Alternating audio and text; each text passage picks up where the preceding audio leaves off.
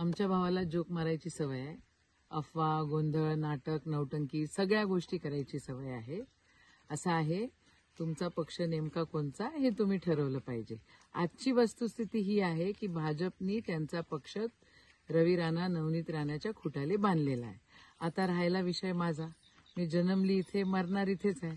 सत्य काय आहे ते लोकांना माहिती आहे.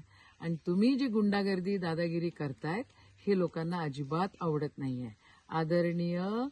आदरणीय आमचे मुख्यमंत्री यांनी अख्खा पक्ष अमरावतीचा रवी राणा, नवनीत राणाच्या खुट्याले बांधलेला आहे. हा विषय आहे.